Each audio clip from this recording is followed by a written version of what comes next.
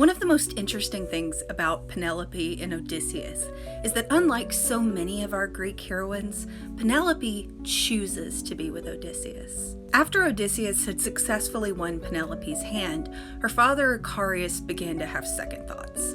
He did not like the idea of his daughter going so far away. Ithaca was such a long journey. It meant that he would hardly ever see her, maybe never see her again. And so he asked Odysseus if he would be willing to stay in Lacedaemon with Penelope. In exchange, Icarius could make him his heir. This could make him part of the Spartan royal family, perhaps even eventually co-regent with Menelaus. But Odysseus was his father's only son, and he had no intention of giving up the throne of Ithaca. So Penelope packed her things and they departed. When they were on the road, her father came racing up behind them. He stopped their chariot and asked them again to please stay with him. Odysseus looked between the two of them, and then he turned to Penelope and he said, "You choose. If you want to come with me, I will take you. But if you want to stay here with your father, then you may stay."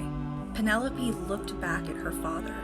She struggled to find the right words, the right way to say what she needed to say, and ultimately decided that the best thing to do was to say nothing at all. Instead, she drew her veil over her face, hiding her from his view. Both Icarius and Odysseus understood the symbolism of this, that she was accepting her role as Odysseus's wife, and she was ready to leave her childhood behind.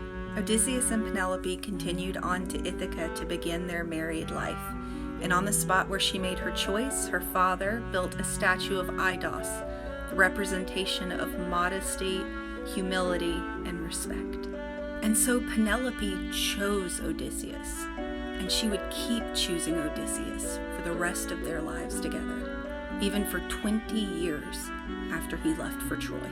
Next time, Odysseus tries to cheat his way out of the Oath of Tyndareus.